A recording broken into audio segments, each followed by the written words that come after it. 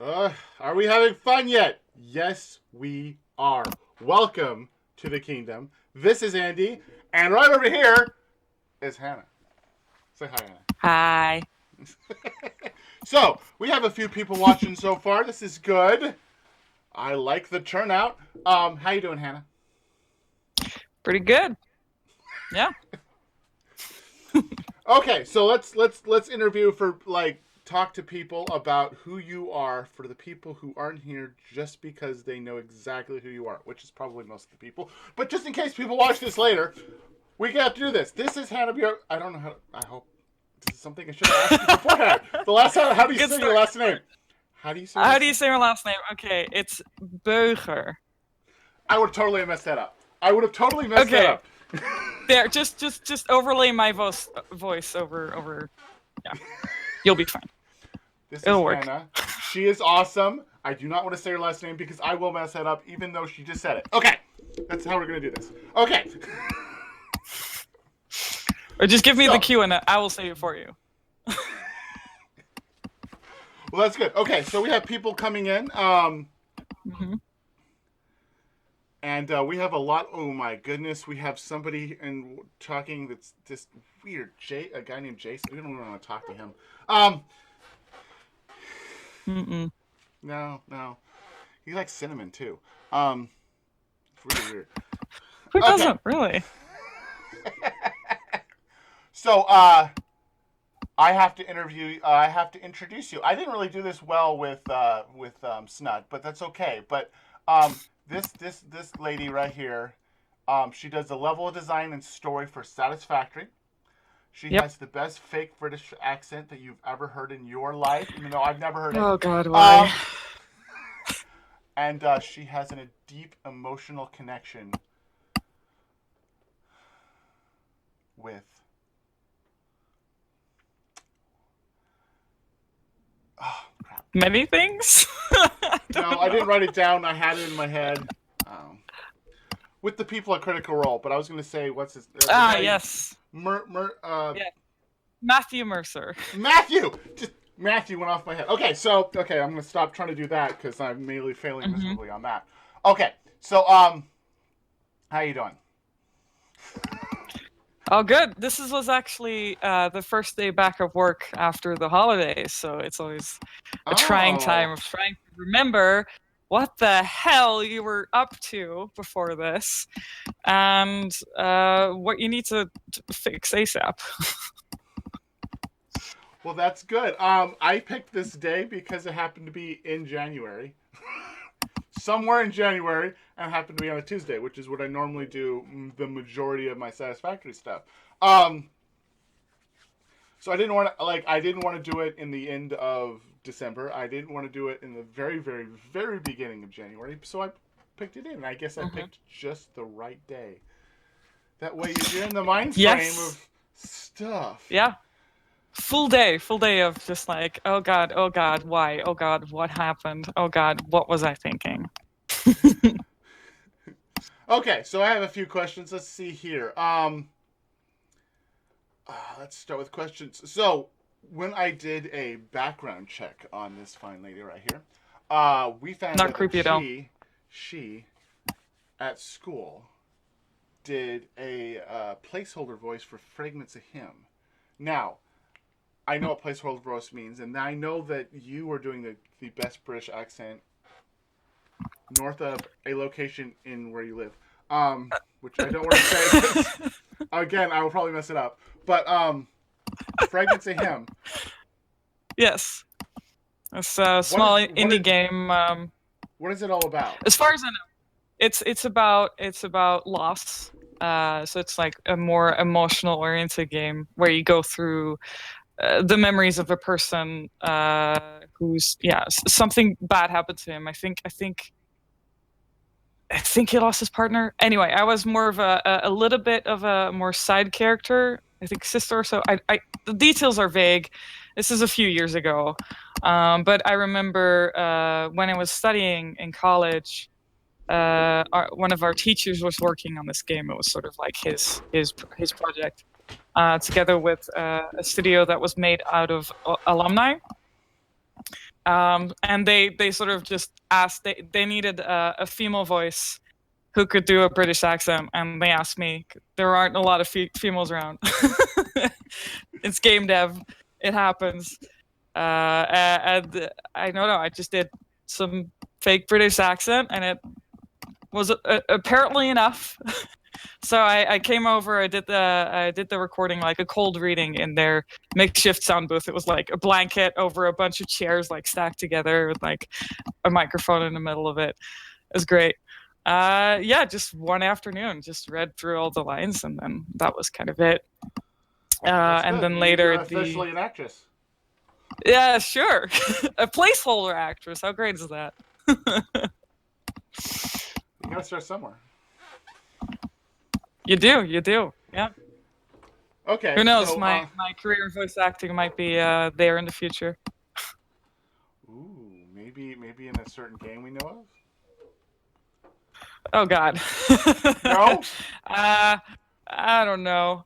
I could do the Ada voice. I'll be okay with Ada. It's easy. Just sound like a robot. Perfect. Well, basically, the idea that I come up with right now, this very second, is you need to add a cell phone to the main character, and every once in a while you get a phone call from her sister, who kept, how far are you? Did you finish yet? Can you come home yet? Yeah, but how sad is it that you can't answer? Like that would that would be so sad. No, you'd flip to the phone, and the phone would flip open, and you'd go, and all you do would be your picture sitting there going, "Why aren't you coming home?" Not like not like what we're doing right now, but like the picture of the person that pops up. It'll be a picture of you, just like scowling or something. Perfect, right? Yeah, it's not uncanny at all to have a picture of a real person in a game. It's always weird. I mean, A game version of you. Okay, that's fine. Oh yeah, no, that would. We want to put Jason this everywhere. We want to replace him with put his face on the spiders, put pipes for arms. We already discussed this. He wants He's to make. Gonna do it. Yeah, I mean, he wants to make body pillows of himself, so I can't really say much about his decision-making skills or taste. But yeah. Ah, darn. Okay, I won't worry about that then. Okay, so is there? Let me see here. Let's do a little bit more about you. Because we will get into more Satisfactory, guys, just so you guys know. But I like to talk about the person a little bit more. So, according to my notes, you know a little bit of martial arts and could probably beat up Jace if he gets out of line. Is this true? That depends. He's pretty small, so he'll be hard to hit. No, I used to do taekwondo as a kid. I really liked it, but to do it professionally, I'd have to do it like 3 times a week, and I needed all that time for school. I was a very slow learner, so didn't do that in the end. But now we started this sort of unofficial martial arts club here, where it's like led by a bunch of people. Like a lot of coffee stainers go there now as well, led by a bunch of people that know martial arts, have done it for years, and are sort of leading these exercises. And it's much more about staying in shape and having fun and doing the exercises than really competing or beating each other up. Although, if you have frustrations and meetings towards other coffee stainer, it's a great outlet. So, I know that if he were to make his body pillow, would that be a target for you? I know he's saying stop picking on him, but I would not come right close to that. No. No. Oh, okay. I don't want to know what happened to it. I don't know who likes it. I'm just not getting involved. Not getting involved? Okay, good. Nope. Nope, that self-preservation kicks in at that point. Okay, so, another good thing we have here is inline skating. Now, I tried inline skating, and I have to say, my ankles weren't strong enough to go more than, 5 feet at a time. Oof. Yeah, I mean, I still don't quite know why I started doing this. because this was right when I was in the middle of like the growth spurt period of teenagehood. I was super awkward, super clumsy. It's like the worst combination to go inline skating because it's scary as fuck. But yeah, a friend introduced me to it, and I liked it a lot. And I'd been playing a lot of the Tony Hawk games at the time. They were super popular, and they were coming out. Like I had the PlayStation 2, and I played those on it. So I was like, "Oh, this is the best." And then I tried it for real, and I was just scared shitless the whole time. But I did it for years. I I don't know about still don't you, know but how I I'm survived. thinking But 90% of people who do anything that Tony Hawk does are I mean, nothing close to that. I can do the ollie and like a shitty kickflip, maybe, but that's about it. I was better at like on skates. So like inline skates. So I did both skateboard and skates. So and I paid the price. Broke my arm. Oh my But goodness, that's nice. yeah, yeah. The only thing I've broken so far, that was like when I was inline skating. It was like this. There are these ramps going down, and in the middle there's this construction. I forget the name of it. It goes up, two ramps up, and there's like a flat middle. And what I would always do is I would go down, push off the edge, go over the middle, skip that part, and just land on the slope back down. Now the edge between that is really sharp, and I landed Oh, one time exactly on that edge, fell forward, and that was that. Not oh, great. Not great. I won't go into detail, but I knew at that point that if I didn't immediately go back to skating after I was healed, I'd never go back again. So the first thing I did once the cast was off was go back skating, which was in retrospect, it was a great thing that I did that because yeah, I would have never gone back skating if I hadn't immediately gotten very over that smart. fear. Very, very smart. Smart, maybe, but self-preservation not at a great level at that point. It's okay. So according to Jace, he's sitting there trying to defend himself. He said that you wanted a pillow too, of I guess of him or of Um, you. So I do most you want certainly to do talk not. about that? You declined that ever happened. I will decline that ever happened. Yes. Okay, okay. Yeah. Yeah. So that's Jace all I isn't need to getting know. to me. Mm-mm. No, no, no. Okay, that's fine. Jace, sorry, she didn't do that. No, Jace. Fuck me. Okay. I have another great question from Triggered over in Mm-hmm. Twitch. He asked, "Why did you join Coffee Stain Studios?" That's a pretty good question. Yeah.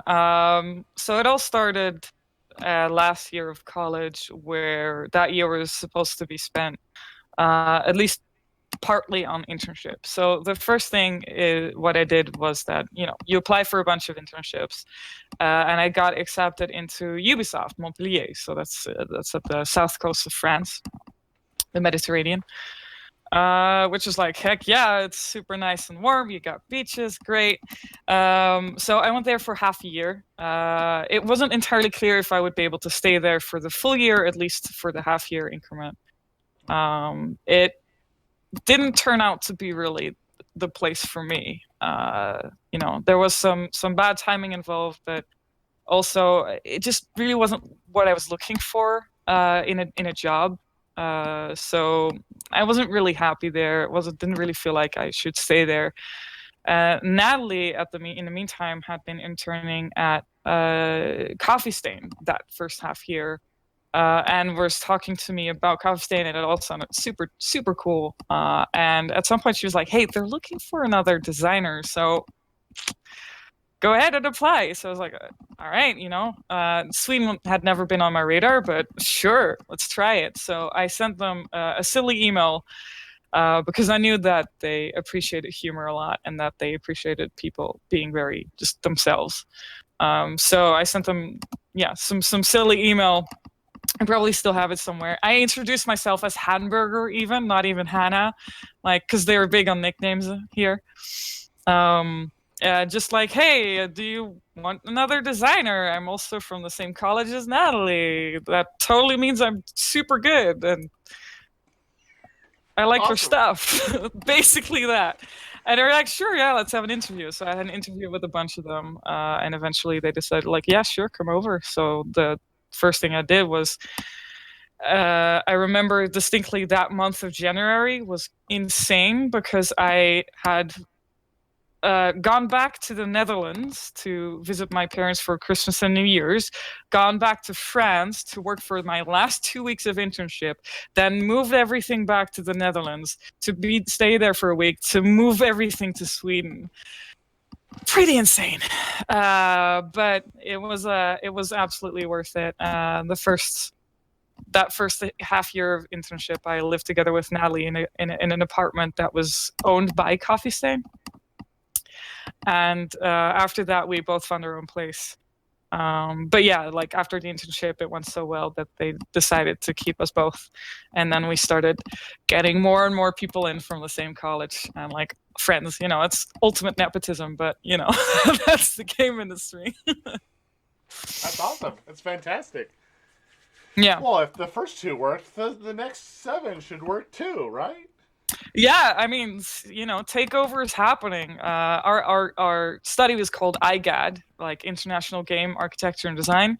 So like all we're getting all these people from IGAD in slowly but surely. Like we've reached at this point, our current intern is also from IGAD, and he's the first generation of IGAD that none of us actually know. So nepotism is sort of ending. It's more that Coffee Stain has this pretty good relationship with IGAD, and we look for interns there, among other places. So That's good. yeah.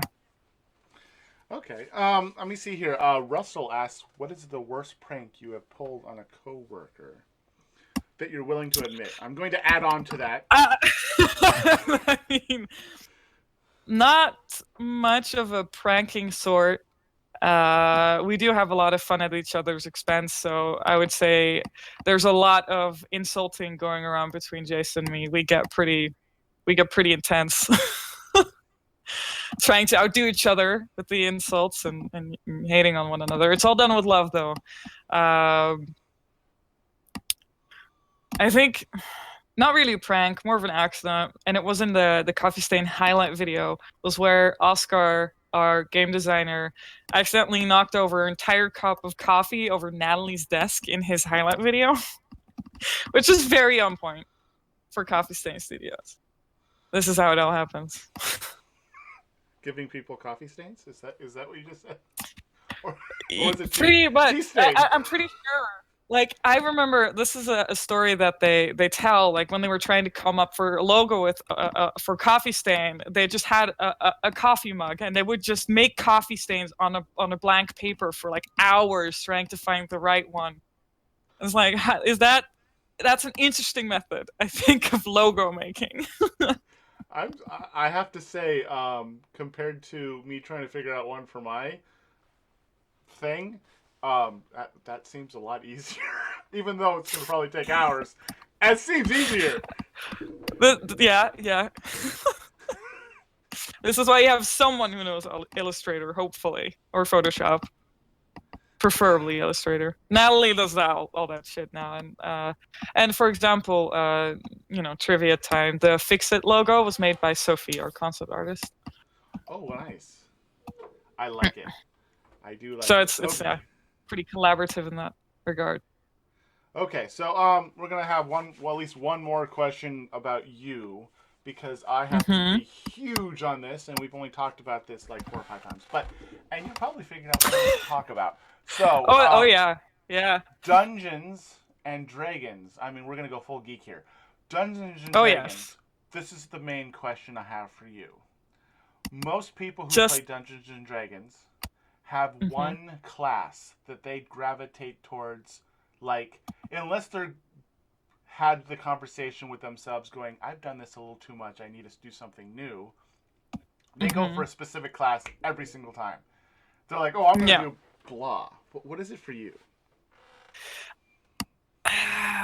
Hard to say because I'm making characters I have a bunch of characters that I've played or am playing or want to play. So I have this whole backlog.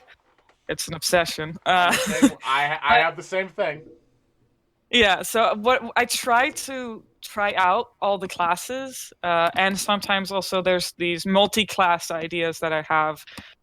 There's one, I guess, what I've been playing the most so far is this Druid Barbarian multi-class, where I'm basically building a meat shield, just a sack of hit points. You know, I don't do a lot of damage in that form, but I have great utility and a lot of HP because your HP, if you go, wild shape, you go into an animal form, you get all the hit points from that. If you rage as a barbarian, damage is halved. A lot of the types of damage are halved. So like that together is a great combination if you just want to stand in front of your friends and make sure that they don't get hit. Or if you're the team healer, which I am in one of the games, so then you always stay alive to keep other people alive, which is great. So that's one I've been playing a lot. But I look partly at class when I create a character, but I also very much just look at the type of character I want to play and what class fits with that. We'll see. It sort of informs one another. So I try to find the best match. Awesome. Okay, so Jace, I have not seen the Visit D&D video you guys did. I need to find Yeah, that. we did a one shot. We did a one shot. This was actually, I think, yeah, the very first time I made an appearance on the Coffee Stain YouTube, I think. And also my first time streaming was me running a D&D one shot for one of the people that had signed up for our alpha, and he'd send in this character sheet with all these stats, like sort of tailored to a fixed employee. And we thought that was pretty dope. So Jace came with the idea, like, hey, what if we run a one shot? But the stakes are real. He can actually win an alpha key. So we got this guy in. We did not tell him that he could actually get into the alpha because of this. So I ran the one shot, which was kind of like flavored like a training exercise run by Katarina Parks and Steve, two of the characters that we've revealed a while back. And I not normally my style of DMing, but I announced the DCs for every check, so it would be very fair. Like I wouldn't be able to fudge the numbers behind the scenes. And if he had a total enough score, he would get a bonus to his last roll, and that last roll would determine he got the alpha key. He got an 11, and he needed a 10 or higher. So that was pretty on point. So he got the key, which is really cool. He was really happy about that. But it was really a really nice way to sort of give something like that away. Okay, when I find this, for people who watch this later, I'll link that down below. I'm gonna have to write this down so I know I did Sure. that. Yeah. Because if we're talking D&D, we might as well have that. So the D&D video. Yeah. Visit video. Okay. Yeah, you're gonna have to go down a little bit. I even wrote it down with crayons. We're going really good here. Okay. Committed. So, very committed. Very committed. Okay, I know that a lot of other people want to see this. They're going for the Satisfactory information, and we have the person who, on the positive note, makes the world look beautiful. And on the downside, always puts the tree in the wrong place for you to do whatever it is you're trying to do.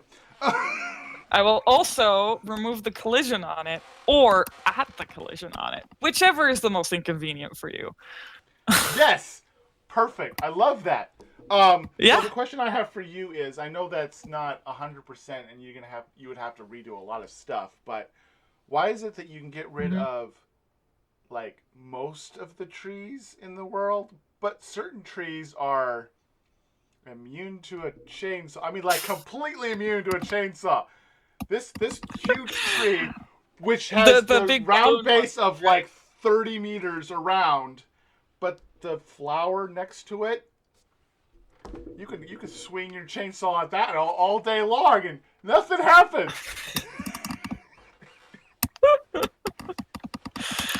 Well, there was kind of this constant debate going on about how much of the world we want to make destructible. and how much we want to keep for the reason of making an area recognizable and keeping landmarks, and also just sort of add to the challenge of having to build around something. Because I mean, if you want the flat nothingness, you do what everyone does who wants that, and you build foundations over the ocean, right? True.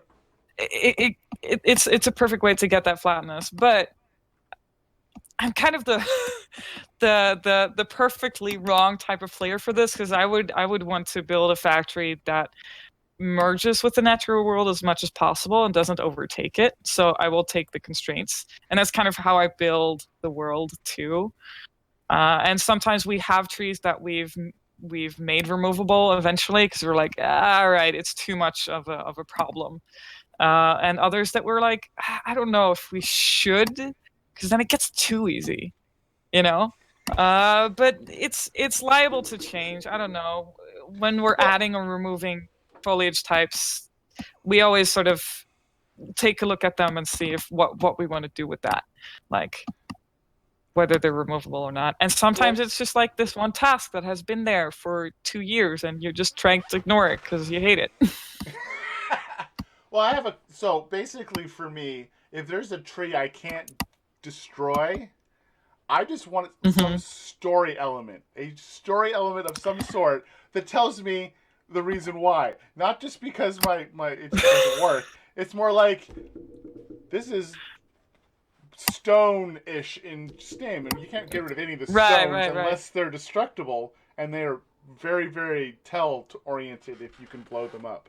Yeah, So yeah, like or something certain like, trees oh, that it will it's really made of hard. The corrosive chainsaw material or doesn't do whatever. nothing to it. Oh. Yeah, I mean, that is an idea that's been floating around, having like certain assets that are like story tied, and they're therefore more essential, and therefore they can't be destroyed, or if they can be destroyed, it's like a special thing. Considering story is still in progress, I can't really say whether that's going to happen or not because I don't even know. And I mean, that's something we'll look at whenever we look at it. But yeah, I mean, who knows what's going to happen? We're far from done. So who knows that whether we're going to add more trees with indestructibleness or less. Oh, nice, We'll see. awesome, fantastic. So, when it comes to story, since we've said story a couple times, I Yeah, know that 99% of story is a no go. So my question for you is for story. This is the big question I can ask. Is there of anything you course. can tell us at all? Um, I can tell you that there's a bunch of NPCs, some of which are known, like Katerina Parks and Steve and Ada, but they're not the full crew essentially.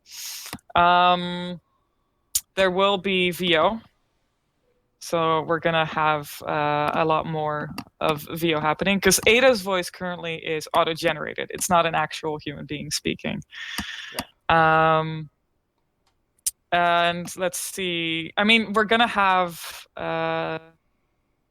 I can say that it won't be super intrusive. This is not the type of game where story takes the forefront.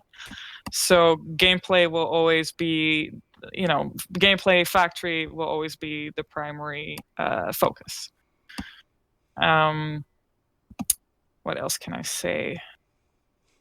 I mean, I think it will be cool, but we'll find out. A lot of it has been written, and a lot of ideas are written down. But as the game changes, the narrative has to change with it. So a lot of it is constantly sort of in progress and has to constantly be edited to fit. And this is also why we didn't want to commit to narrative too soon, because if you're in an early access game, the game's going to change so much. The story becomes redundant. At least the story that you've written before becomes redundant. And putting in the story part way, it doesn't really work for early access, because who wants to experience a story that is just like 25% of it sort of spread out chaotically, and then you have to replay the game to re-experience it, or like you build past the story in tiers, and then you have to somehow get back to it. It just gets messy. So we didn't want to do that. It was a big debate at first, like how are we going to do story here?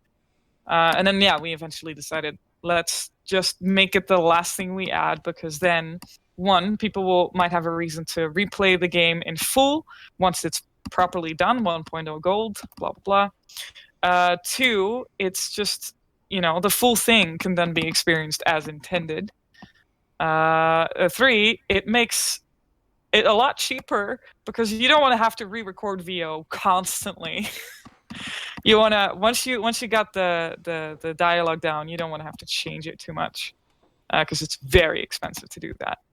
Yeah, I know. Yeah, so there's many reasons why we're doing it later, but still behind the scenes there's a lot going on there, and we decided we needed just enough story to provide context, to explain gameplay elements to the player. So that's how Ada was kind of born.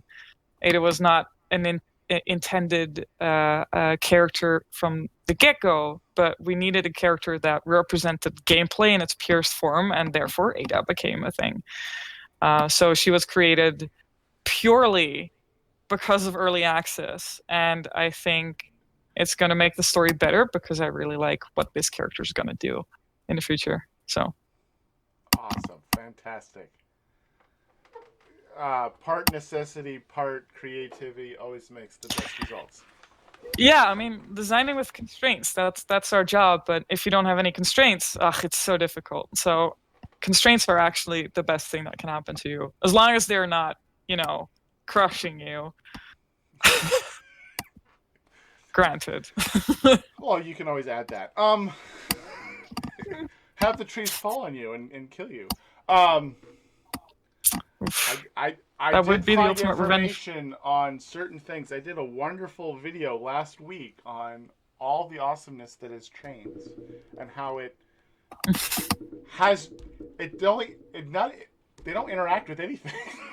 They interact with you a little bit, and you can jump on top of them. But as for that, if you guys, I will link that also below. I cracked up trying to get myself to interact with the train in some fashion, and it was hilarious. Yeah. Okay, so Yeah. okay, They were. So, how much of naming of objects throughout the world were in your hands? Like, I know that you are a huge fan of Matt Mercer because I watched the guys you did at the end of the year last year, and you guys touched on that. How much of all the talking of stuff that did you come up with?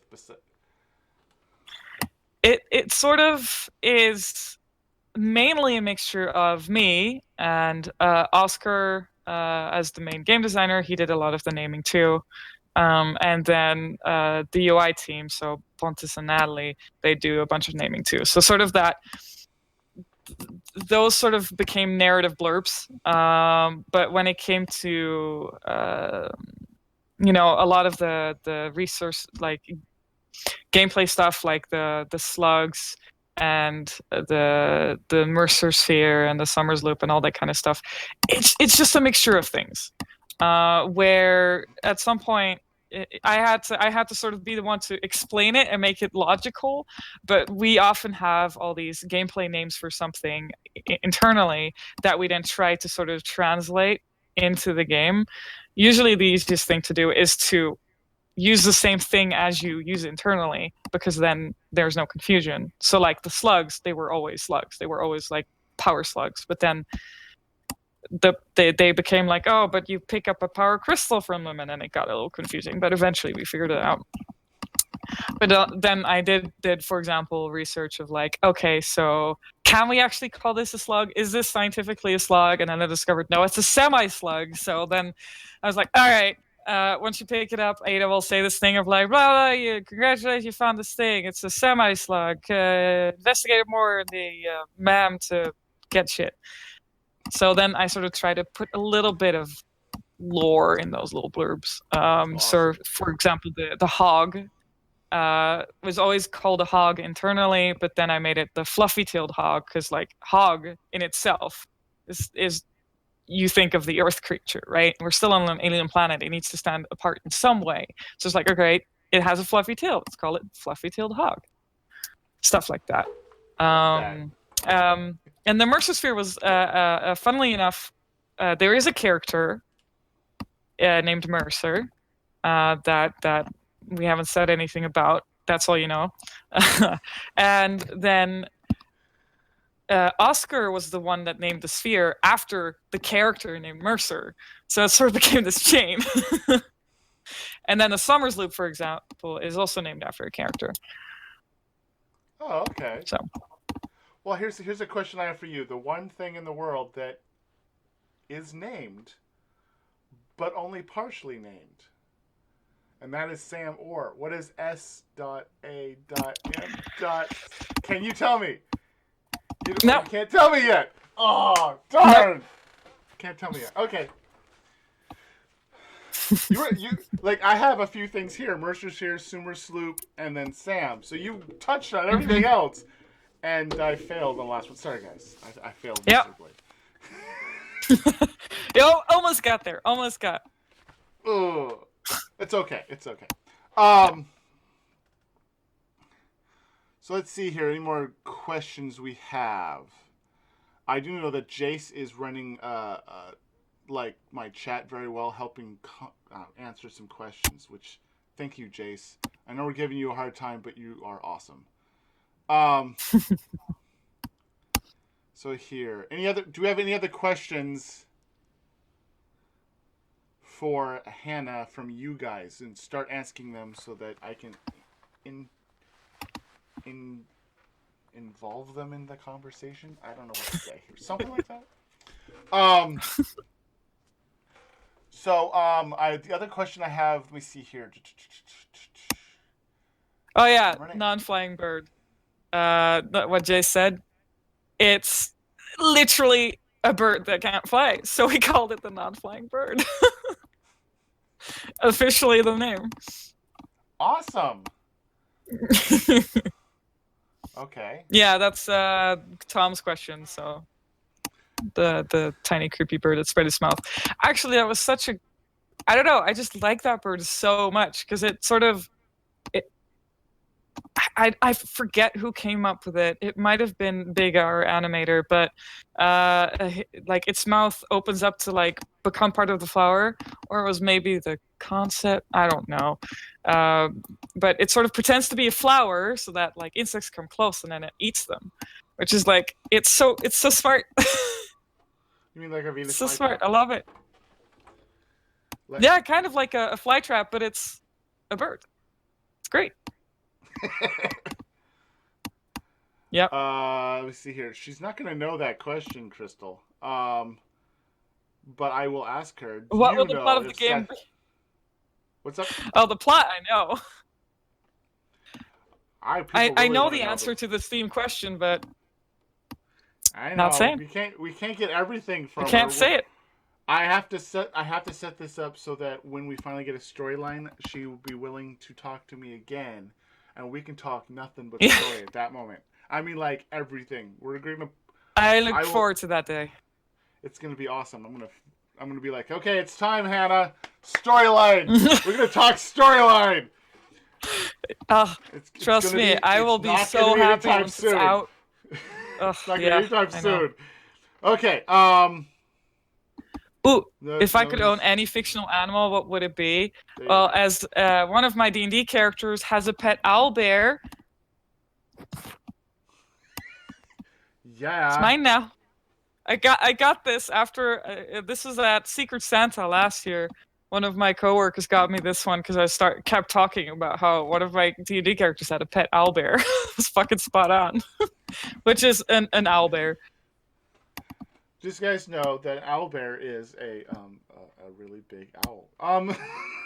It's literally what it looks like a bear. Bear with an owl face. It's like it should be made of feathers, but whatever. You get the picture. You can't get everything. Yes. So the lizard doggo. I know that you guys. What name did you guys have for it before it was renamed by the mass? The mass of that Um, is the people who play it. the mass cheered on by Jace. I think. Yeah. Well, we just simply called it the Space Rabbit. Like that was I love it. our internal name, just Space Rabbit, because it was like part rabbit, part shrimp, and it acts like a dog, sort of. So it has the behavior of a dog. It has a lot of like the shrimp elements, but it also has like the long ears and sort of the I think underlying like paws of a rabbit or something. So like we just called it the Space Bunny, Space Rabbit. Yeah. Awesome. Fantastic. Mm-hmm. Let me see here. Will will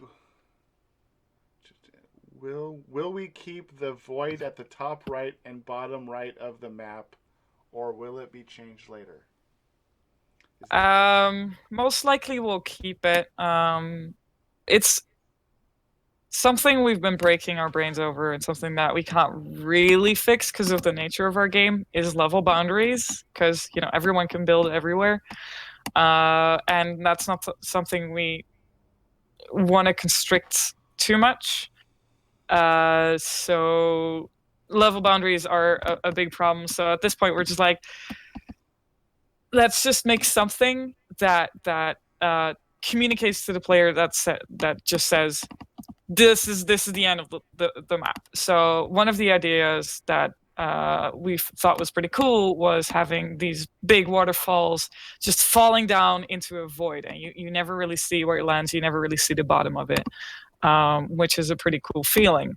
But then again, if we do that everywhere, you're just a floating island. So we wanted to have some changes there, so we have some sea on other spots. But yeah, most likely the void's gonna stay. Okay, that sounds good. Mm-hmm. Um, uh, do you know if Will there Jace be is pipes just in the pull? future? Oh, there you go. Only pipe dreams. Yeah, there we go. Yeah, there you go.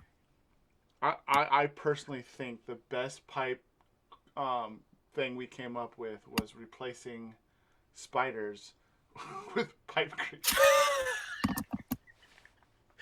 Here you get your pipes. They're aggressive.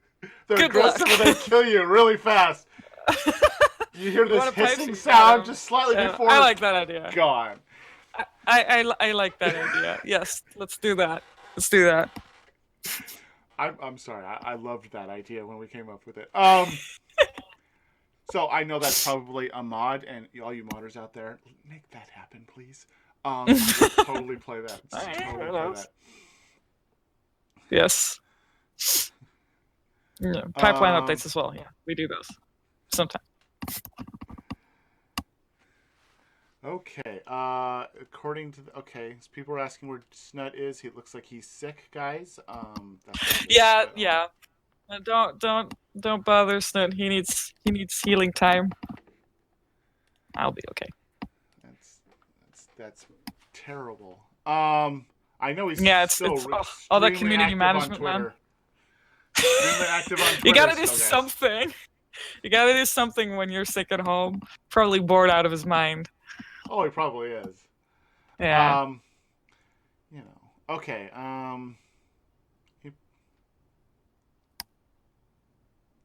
Okay. Extension of the void question. Any progress? Yes. Yeah.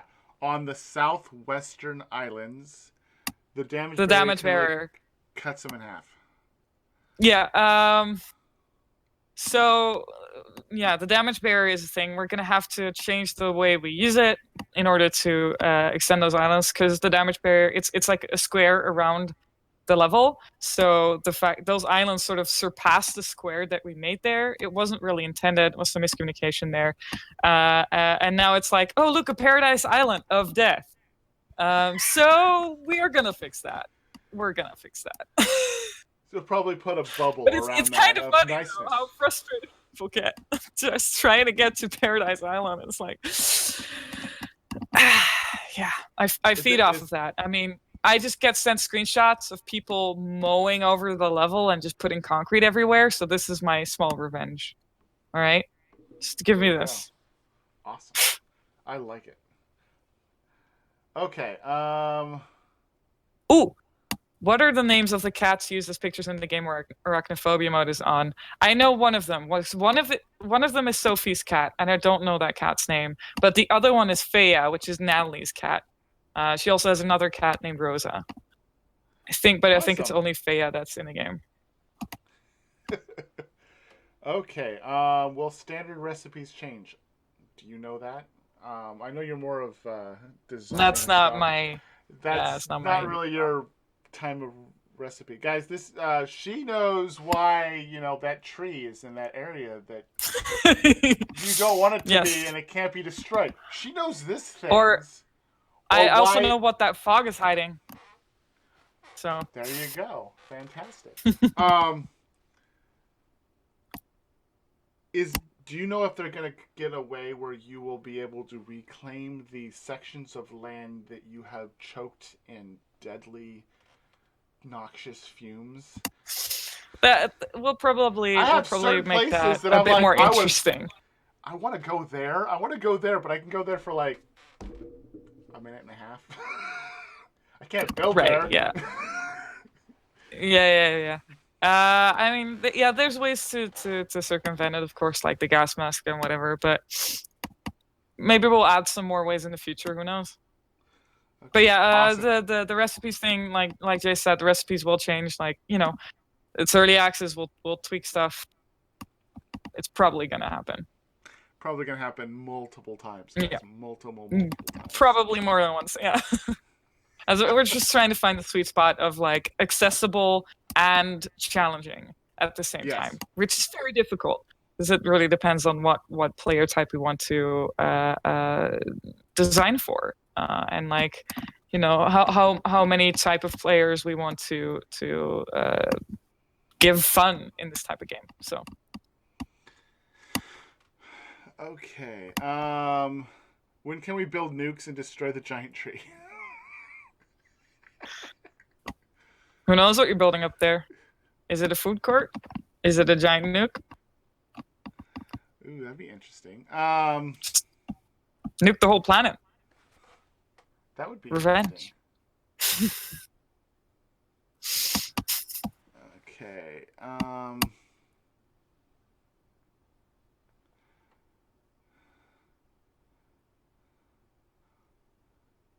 Will the northwest area be in the next drop?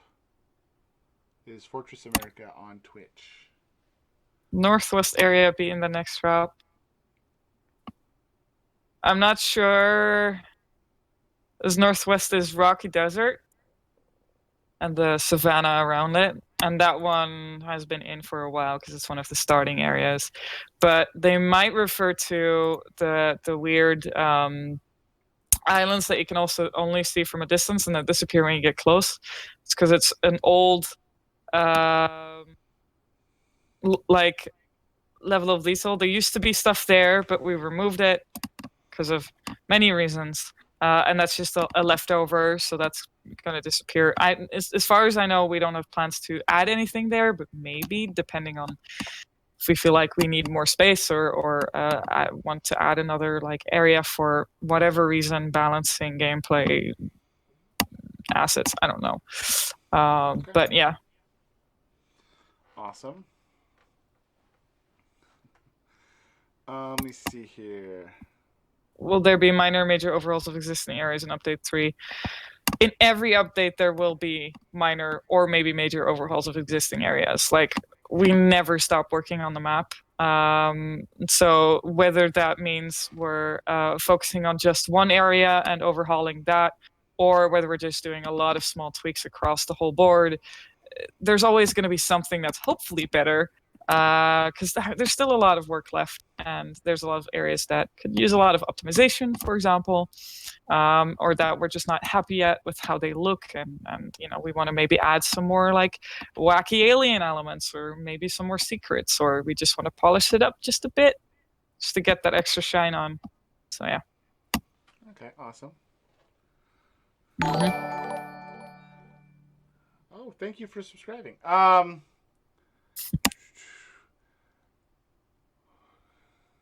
Do you have any idea what we might find in Tier 8? Is another question we have. I I doubt you're... absolutely have no clue. I have a general. I cannot tell you. I, Like that, all that stuff is Mark's job at this point. Like it's not on me. I'm just the one that has to, once he's done with it, try to explain it to the players in a nice, concise way. awesome. I So love it.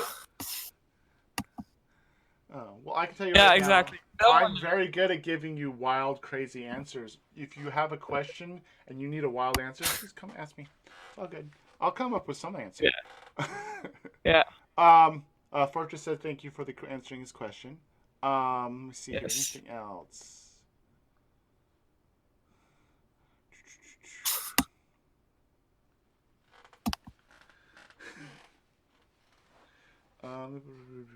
Oh yeah. Yeah. What's your favorite game? Such a horrible question. Okay, what is your It's current, at this very moment, this very second, favorite game that you would be playing if you weren't talking to me? not my favorite game, but I actually, winter sale is going on, and I got Anthem for pretty cheap. I was like, sure, let's try this out, because there was so much stuff happening around it as it was released, and like that whole Bioware thing. Yeah. Um, it is certainly not as bad as I expected. I understand why people think it's not a good game. It has its flaws, but I enjoy playing it a lot, and I think it really matters whether I play with this group that I always sort of play multiplayer games with.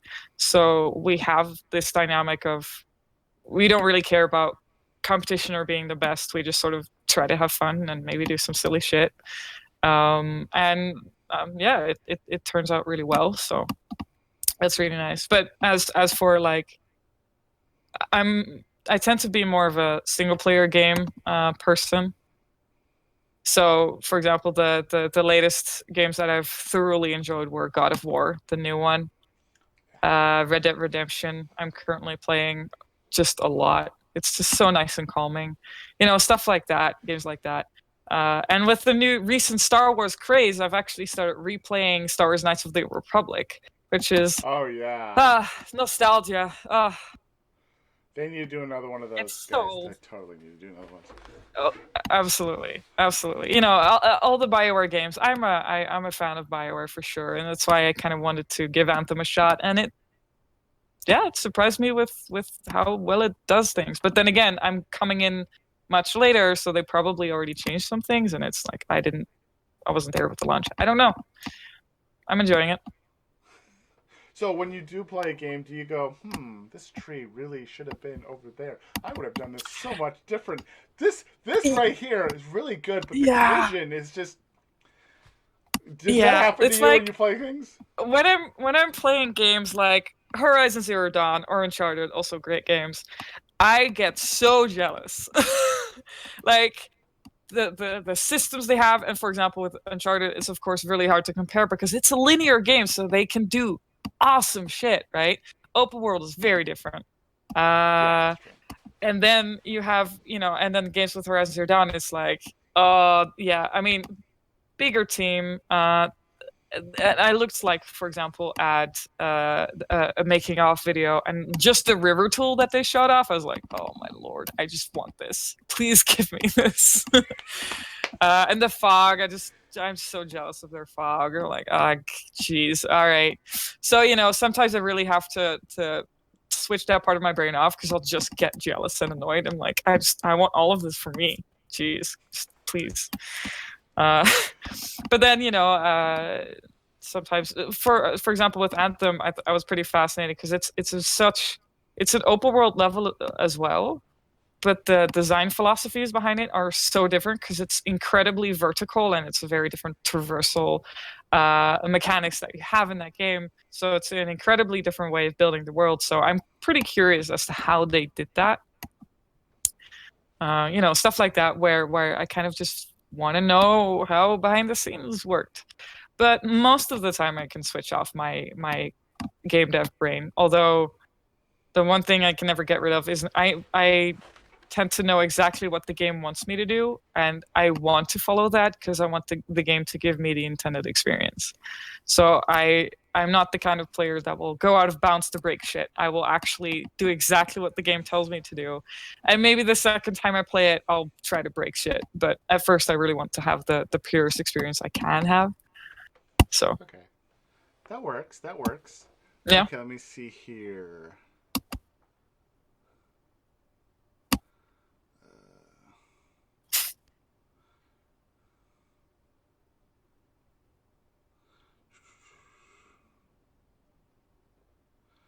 Some questions that Jace is handling, so we're good there. Yeah, he's covering for me here. Russell uses the foliage editor mod to purposely place trees on my factory. I sure hope that's for aesthetic reasons and not just to annoy yourself. Because that'd be weird. You ever Oh, accidentally destroyed a map? Oh, yes. Oh, yes. I mean, there's been times where imagine shifting the entire map just a little bit, everything breaks. All the coordinates are fucked. Imagine importing that into save games. Oh god, no. No, that's happened before, and trying to Control Z that, he'll just give you a crash. The editor cannot handle that. Any chance we'll actually swim and jump out of water? I'm pretty sure that we're gonna have something like that, yeah, because it's too easy to get trapped in water at this point. The only time, right now, the only thing that I try to do with water is not get into it. Slows you down so much. It does. It's really annoying. So maybe we should have like some real tools water, or darn it. that you can have. Yeah. Oh, it's like real life. I hate it. Terrible. Yeah. Ugh. So, just so you guys know, we should add stilts. So when you go in water, you stick the stilts on. You can. Oh yeah, I mean the Blade Runners you have are sort of like stilts, so you know. So they'll be really tall stilts, Blade Runners. Or you know the very super realistic thing where you can jump out of deep water in any game, which is great. Love it. Yes, I do that all the time too. Yeah. If I had jetpack or something. Yeah. Any plans for dust storms? Oh man, I wish we could have a full weather system. That would be cool. The amount of work that would involve, though, I doubt we're gonna go for it. Yeah, but you know, it would be nice.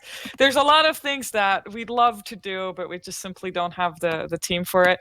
And also, you know, if we're being critical, some of these features wouldn't add a lot to the game compared to other features. So sacrifices have to be made.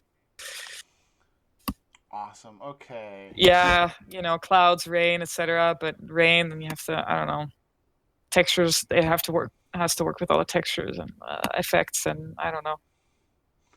And then if you had rain, you have to add snow, and if you had snow, you have to add wind. If you have wind, you have to have leaves because there's trees. There's so much. You need to add.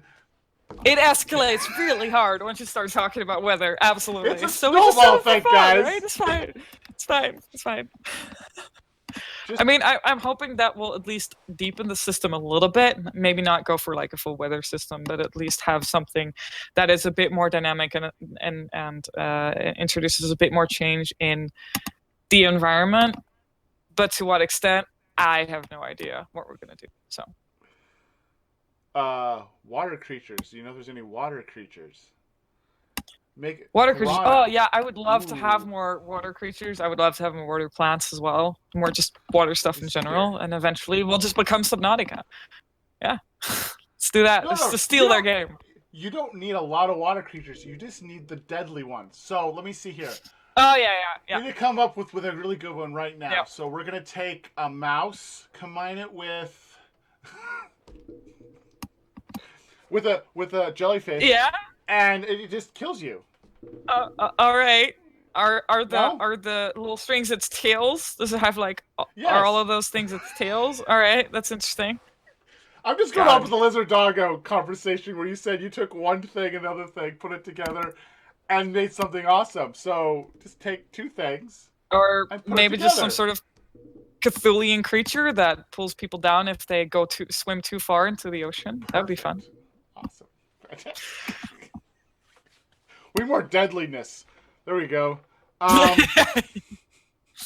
Yeah. do, do, do, do. Let me see here.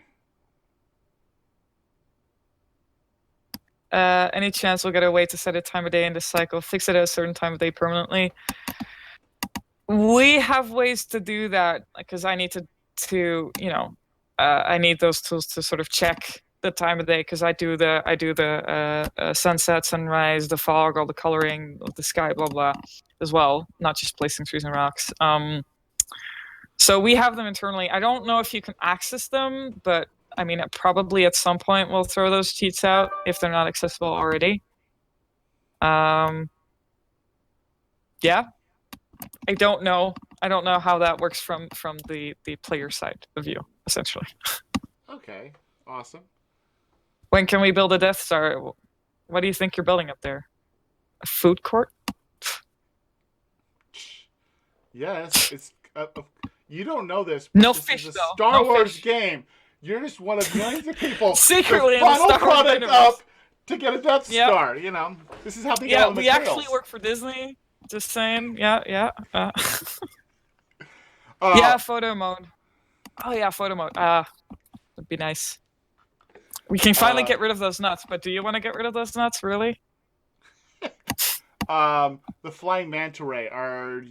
Is there any chance of having the paths going to get bigger or more interesting?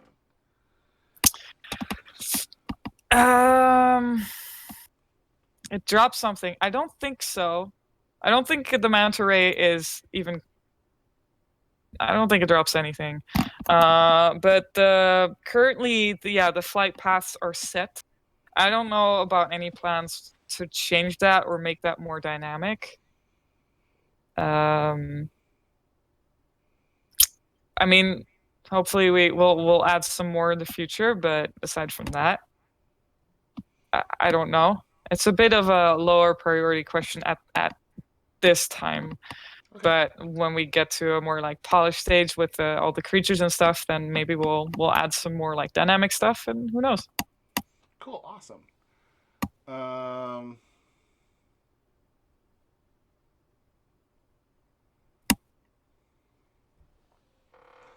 Okay, Tom. Okay. Aggressive meta boss. Yeah, exactly. You find the one secret boss area, and you'll fight all the mantas together at the same time. Totally gonna happen. That would be a place I would never go because I find those things and I go, "Well, great guys, we're gonna go this way now," because I'm not going there. Those things freak me. Which is why I want them to have pipe and hissing sounds because that will make it 100 times more scary, and I won't. Oh yeah. Anyway. That's the best part about the arachnophobia mode is that people get more scared of the arachnophobia mode with the cats than the actual spiders, which is because you don't change the Great. sound. It's great. It's like we're not helping anyone. Well, here the thing is, a lot of people, the sound is what triggers them, and you don't change the sound. You keep the sound where it is. Maybe we should. You need is like a whining meow sound of like when it needs to get. It needs something. It wants just to get fed. record like Fia meowing. It's terrible. And it's most annoying. You have to get it annoyed, and then you record it. Then it'll be the perfect. Maybe, but then it would be cute, and then people would go towards them, and that's not intended. Still needs to be terrifying. It'd be way more fun to watch. So what's up with that elephant-looking bouncy thing? It's perfect. What are you talking about? It's the best thing out there. I don't know what you guys are talking about, but okay. I must have something. That's one of the very few was this animals. the creatures? One of the big creatures that is like a big The outfit passive thing. ones. Yeah. Yeah, so those are the one of the very few that we don't really have an internal name for because it's just such a clusterfuck of things. It doesn't make any sense. That's kind of the point. So we sort of call it like the space giraffe elephant whale thing. Sometimes like a combination of those things. I prefer to call it the space tick because it looks like a giant tick, and it's also easily misspelled. So I'll So take that. space tack. We're gonna be space tack. You Sure. misspell That's tick and it exactly what becomes I meant. tack. Everyone knows this. Okay. Sure. It's exactly what I meant. It's exactly what I meant. Yeah, you got it. Sorry. It's one of those things. I can come up with really bad names on the fly. Okay. Uh, will we? She doesn't know about like mechanics, guys. She's the one that makes it look pretty. Come on. Yeah. Um, I mean, what I can say about lights is that they are really heavy on the system. So adding placeable lights is going to be very difficult to figure out because if you want, you will want to build a ton of them, and building a ton of lights will mean a really hard hit on your performance. So I don't know if we'll ever figure it out, but I don't know what the idea is there, but I do know that it will impact performance a lot, and that's why we're very careful about them. I already know that mine right now. Before you guys did like the huge upgrade on performance, right now mine freezes every so often Hmm. because I have a lot of factories. A lot of factories. So, add lights to I that, mean, guys. when we started hearing about people hitting the actual like the object limit, we're just like, how have you built this much? Oh my god. Okay. Uh And they've, improve they've done now. like And thousands more than freeze me, guys. again. It's Thousands like, of, oh of jeez. things more than me. Oh geez, it's insane. It's absolutely insane what people build. I could not do it. I just, my respect, also judgment.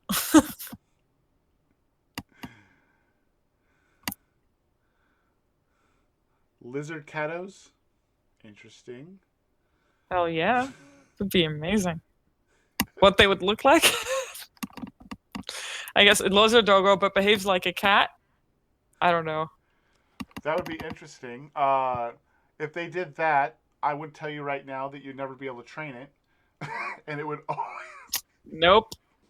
It It would the be. only thing it would give you is nuclear waste. Nothing else. Yes! And dead things that you don't need. Yeah. Just Oh yeah. Oh yeah. trash. Yeah. Nothing good.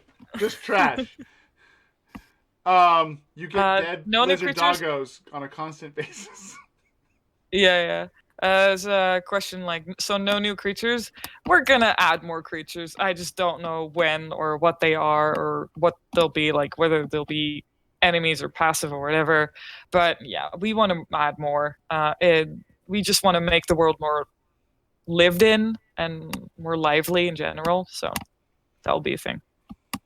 Awesome.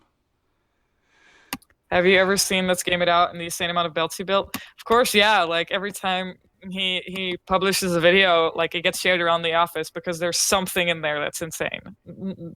Never misses. It's crazy shit.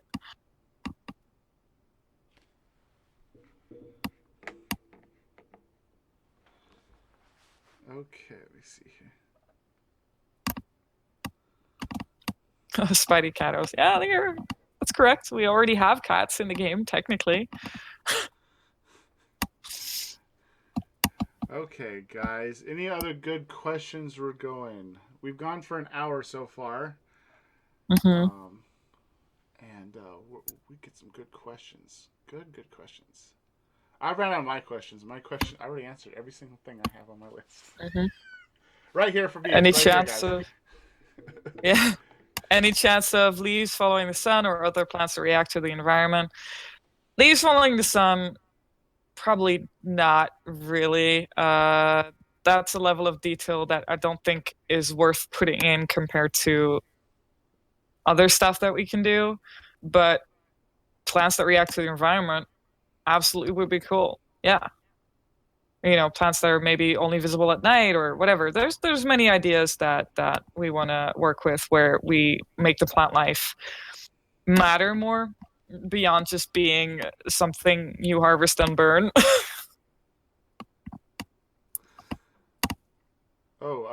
Okay.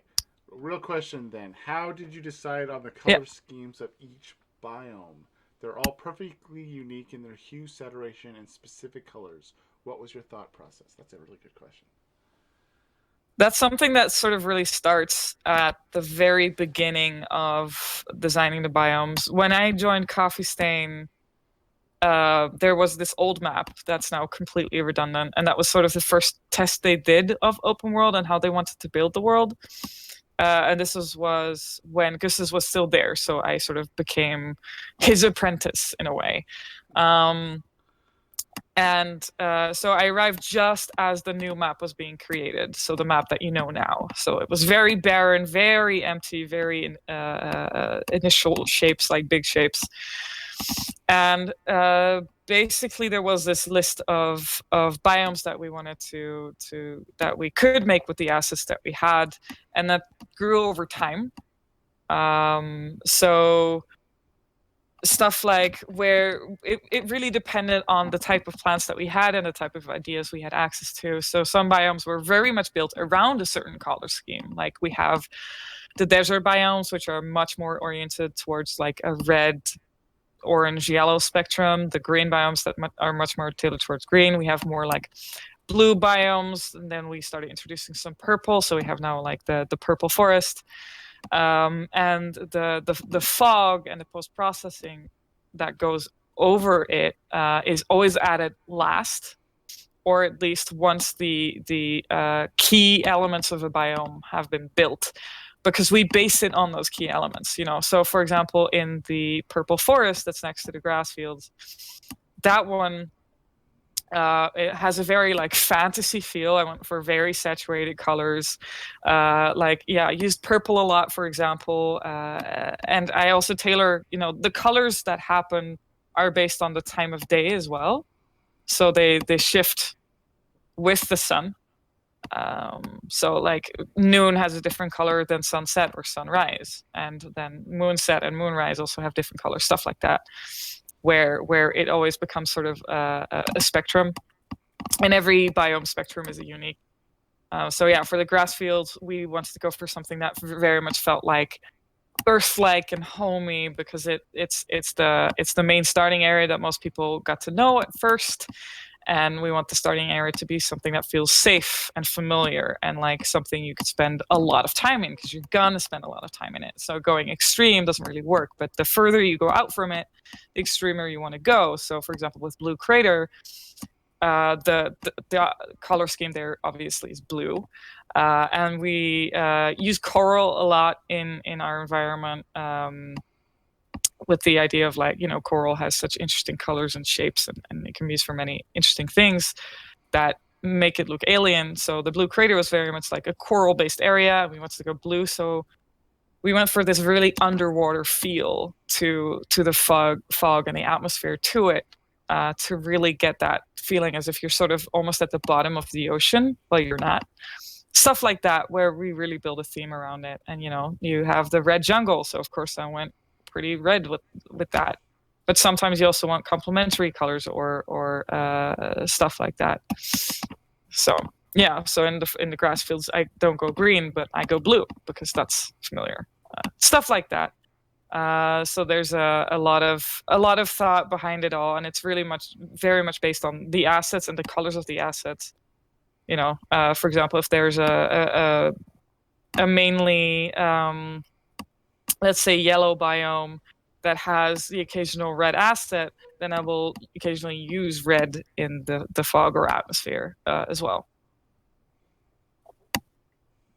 Yeah.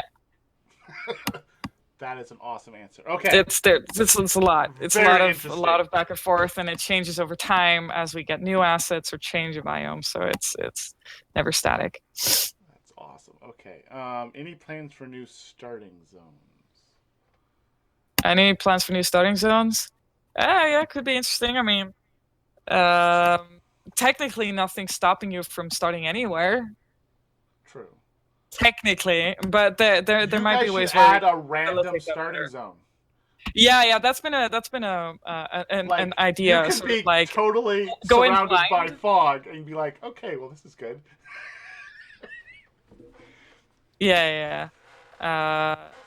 And yeah, exactly. Because like the random starting point, that was kind of also a debate. We initially had the idea of maybe just doing that regardless, not having starting zones, but then be a random draw pod. But that introduced so many design problems with like, how are we going to ensure that the player doesn't constantly die or doesn't spawn in the middle of a nest of creatures or like spawns at the edge of the world, like super far away from everything. So we're like, okay, we need actual dedicated starting areas.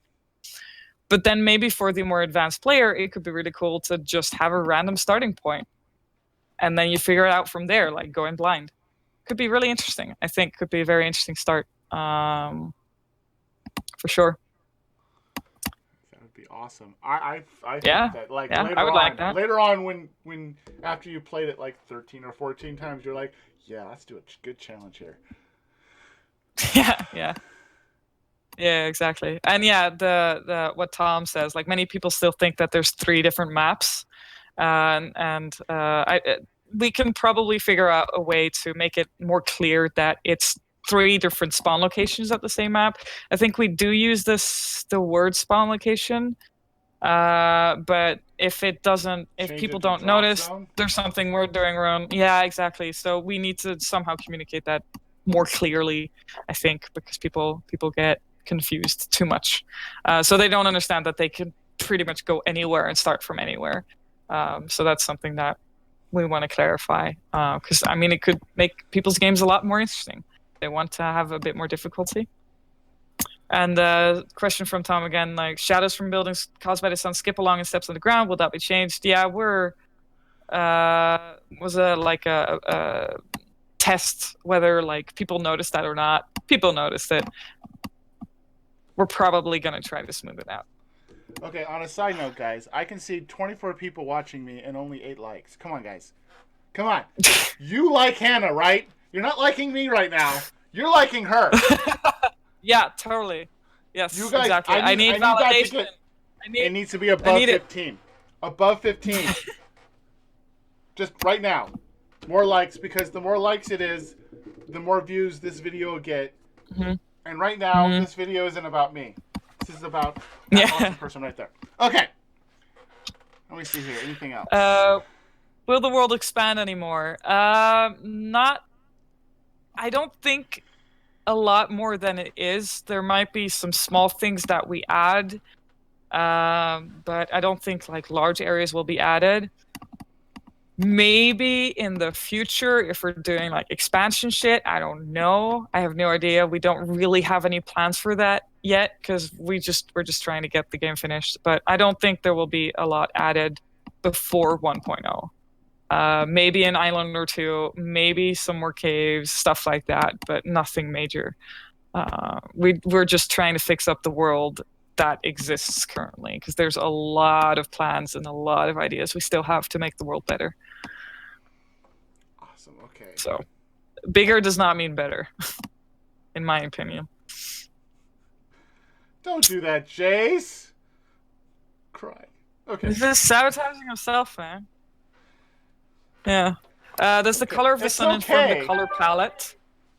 On the game planet, is there a base color that everything draws from, or is the biome their own little world? So that's a really good question, because the fog volume, we have fog volumes, but they do a lot more than just fog. They do post processing and atmosphere and whatever.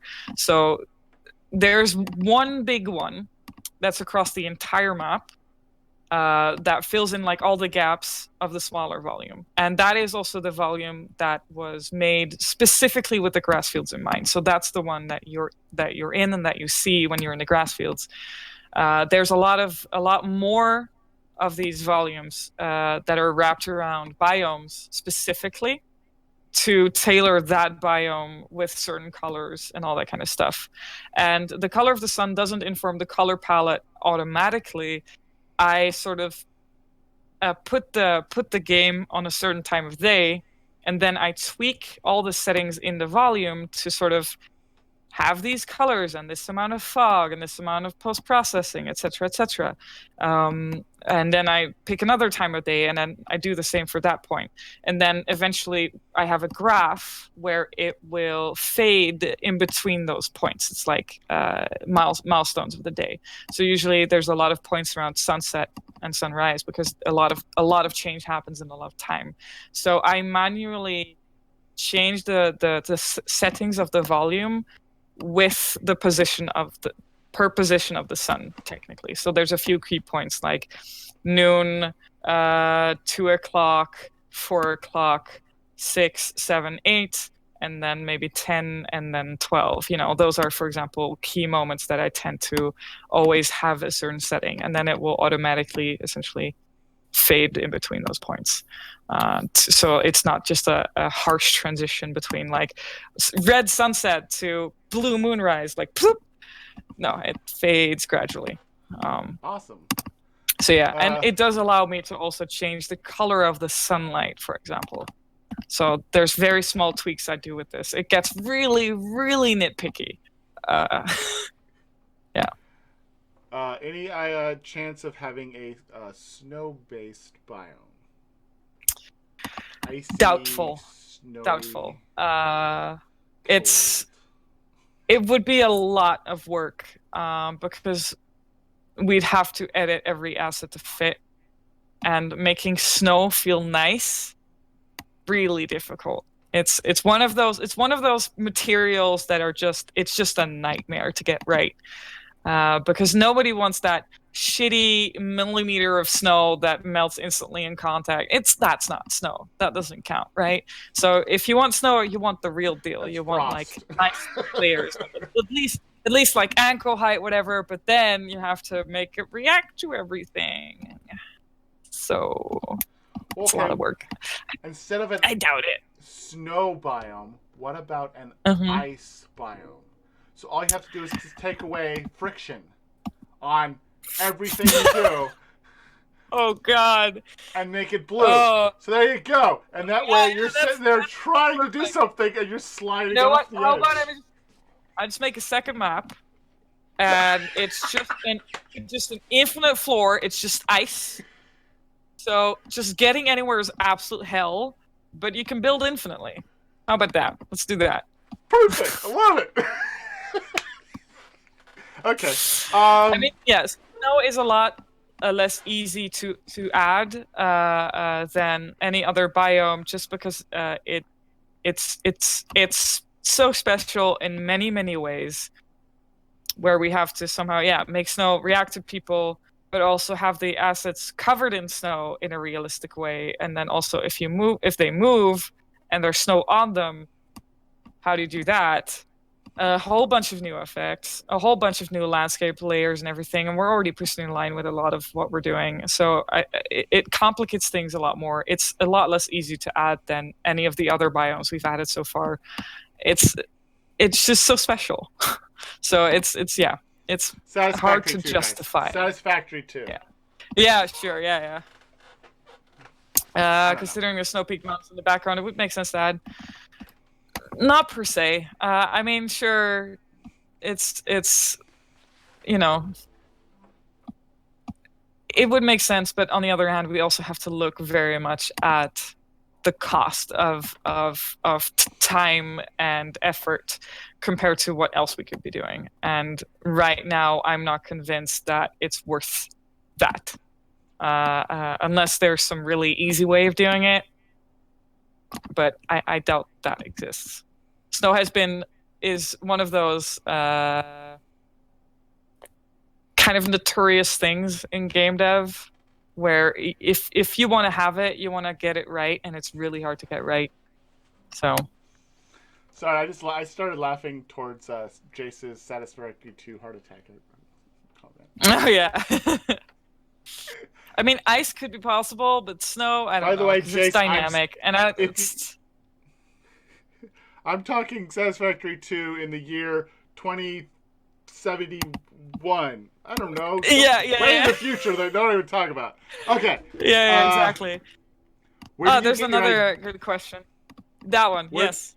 where do you get your ideas from when designing landscape? Real-time forests, beaches, mountains, or games and Google search? All of it. All of it. I get ideas from games, also just in like, oh, that's a really cool technique of like how to do like this height level thing of like, oh, we should do more waterfalls like that or stuff like that, or like, oh, I get inspired by some cool shit that someone else has built. I'm like, we should do that too. And I also just look at, yeah, pictures of nature a lot. I use Google Earth a lot, because what I mainly look at is patterns in nature, like what is the underlying pattern of pretty much anything. And so I look at it from a macro scale, and there's so much interesting shit going on in the world. Honestly, there's so much cool stuff to find in Google Maps where I'm just like, this is ridiculous. This is on Earth. How does this exist here? It makes no sense to me. And then I'm like, all right, let's try to put that in the world. Just make it more common, and therefore we can like easily add something that's really special and cool, but still realistic. Um, so yeah, I get a lot of inspiration from that. So you find a lot of cool stuff online. So I always look at nature. There's so much inspiration to draw from. Um, so yeah, if you got any super cool areas that you're like, this would be perfect for Satisfactory, hit me up. Absolutely. Okay, people start sending awesome pictures of real life, real Yeah, like like forests and stuff. environments that are super dope. That would be awesome. Little cool note. There's two dune forests in on the map that are actually based on an area that I grew up to, very close to. And in the Netherlands, there's these very small forests, like pine forests, that have turned into a dune landscape, which is a very interesting combination because we're talking about a very, very humid, very fertile country where somehow that specific spot of land has just completely dried up. So you have this very strange combination of pine forest and dunes, which looks really cool. So I was like, we should use this in our game because this is not something a lot of people know about. So then the dune forests were essentially born that way. So that's where those are based on. So there's one, the Western Dune Forest is right just a bit northwest of the grass fields, and the other one, the Eastern Dune Forest, is just a bit northeast of the grass fields. So it's like they're both pretty close to the grass fields. Yeah, it's cool. It's cool. So yeah, that's a little bit of like my childhood in the game in a way.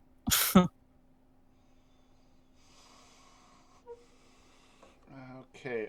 Any chance on more embellishment on the slugs? They are very monochromatic. People are posting some quite lovely pictures of real ones. Yeah, those like underwater like slugs. Oh, they look super cool.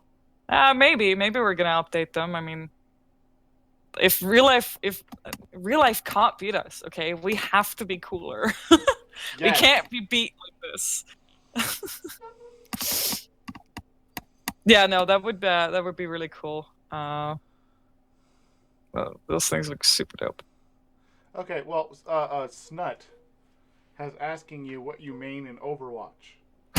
What I main in Overwatch, I am that horrible person that mains Moira, and I will. And Moira is supposed to be a support character. I don't play her like a support character. I play her like a fucking murderer. So I'm that person. I'm that Moira that will just go in for the kill and not give a shit about the team people, unless they're my friends, and then I will heal them. No, I try to balance it up more. But I main Moira and Diva as well. What do I mean in RuneScape? You're not gonna find me, Jace. That sounds like a whole bunch of priests I played in D&D where I got converted into chaotic evil all of a sudden in the middle of the campaign. And they're like, I need healing. I'm like, I will heal you You're with just my like, nah. mace. No, you have to heal Yeah, yourself with here's your some mace. healing. Take 1d4 damage, heal 1d4 damage. Okay. Perfect. Yeah, Moira, she gives and she takes mostly. Okay. Yeah, DPS Moira. That's me. I'm the DPS Moira. But no, I tend to. I used to be a Lucio main actually. I booped everyone, which is great. But I've converted to Moira. Ooh, Crystal asked a good question. A good number of games have hidden Easter egg photos of the game devs in game. Will you all be hiding in the game environment? And will you That's a scare good people idea. when it is Jace? I'm probably gonna steal that. I'm stealing that. So here's an idea for you guys. You have go into a special location and you see the Mount Rushmore of game devs. Oh God! Just like in the background, we just have the entire dev team carved into a mountain. Oh God, that we'd have to have. Maybe each individual mountain is one of our faces. That'd be amazing. That'd be awesome. Yeah. Just at a certain angle, you see it. But you have to be on a special Another good question location in here. order to see it. Keep going. Yeah. Are any of the biomes informed by geologic time? Example, glaciers carving the landscape, asteroid impacts, volcanic activity. Absolutely. Yeah. I look at those. The way nature is formed, the way Earth is formed, is always through time, event, something like wind, volcano, water. Something has shaped the land as it is. So I very much try to figure out, okay, so what has shaped this place? A canyon doesn't just appear out of nowhere. Was it a canyon made out of volcanic activity? Is it the water slowly carving through it, etc.? When we first initially built the map, we had this big idea of all the lower areas of the map being old oceanic floor. So the water level used to be higher and has lowered over time. So we had these things of like, okay, we mainly want to use most of the coral down below, and most of the desert stuff is down below because it's dried out ocean floor. Stuff like that it's in there. So like, for example, that's why all the deserts are the low area, and then we have the higher areas are a lot more fertile because they used to be above water, so they had time to build up these forests, and they had fertile ground that wasn't salted, stuff like that.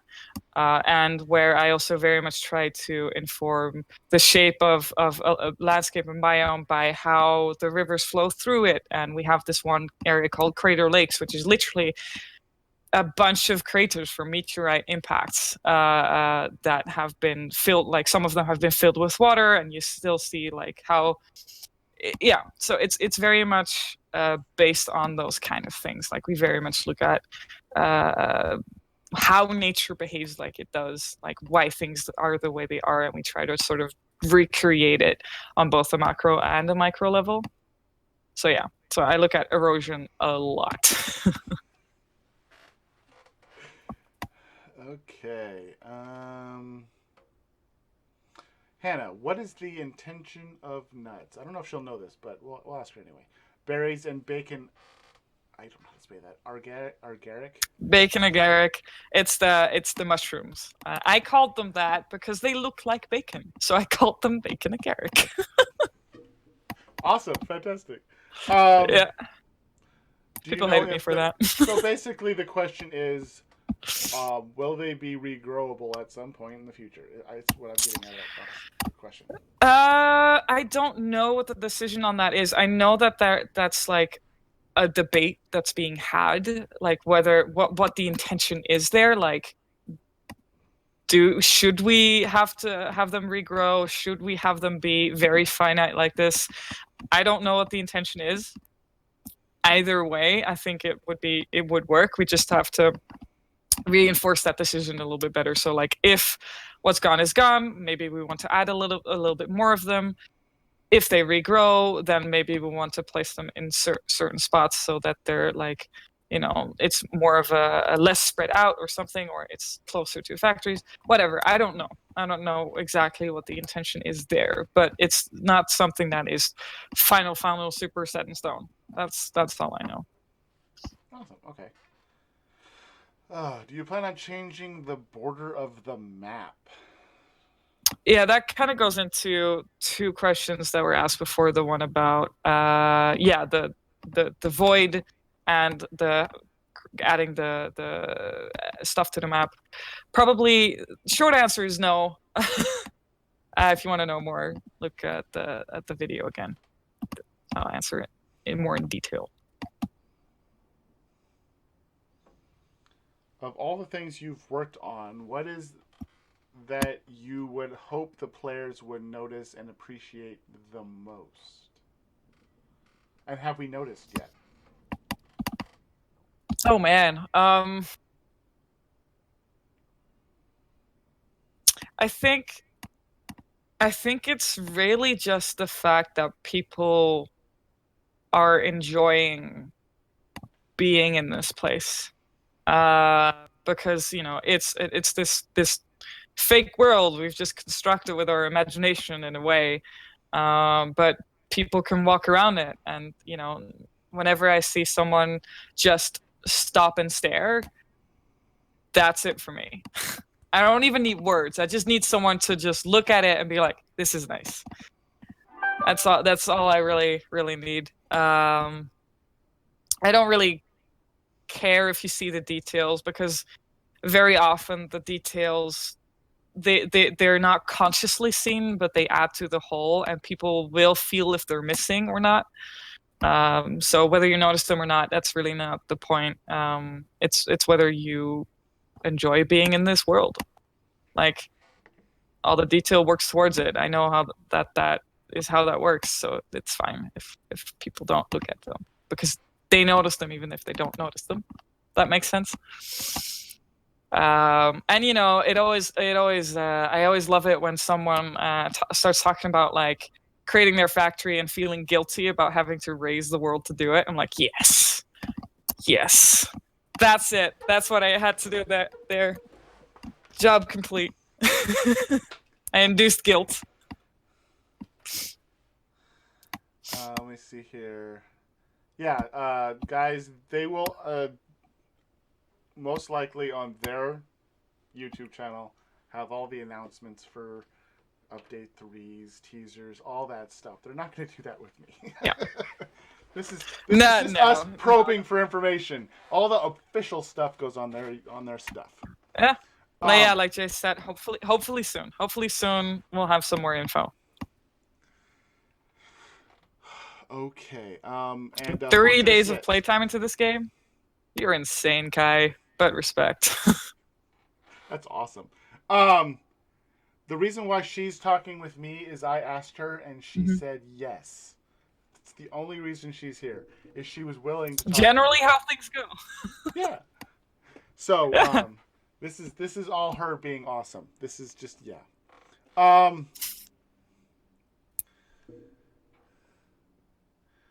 Jace, your favorite part too? of the map? Yeah, they're both sick. Basically, the community is completely fucked. Saying. So basically, what you're telling me, Hannah, is work today was awesome. Yeah, I was just the silence, the quiet. It didn't smell so good.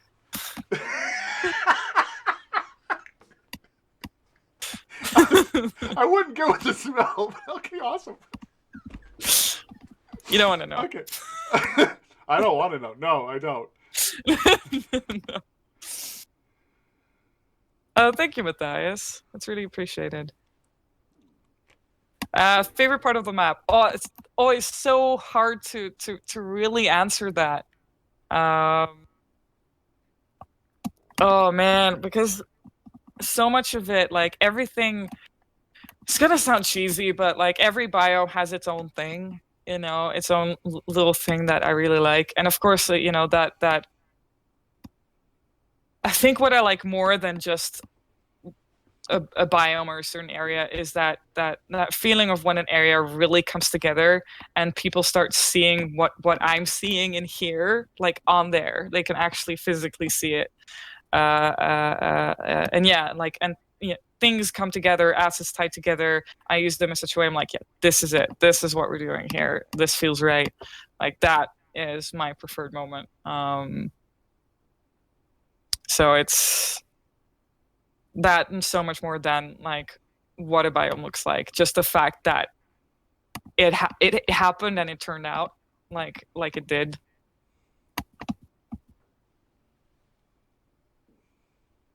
So,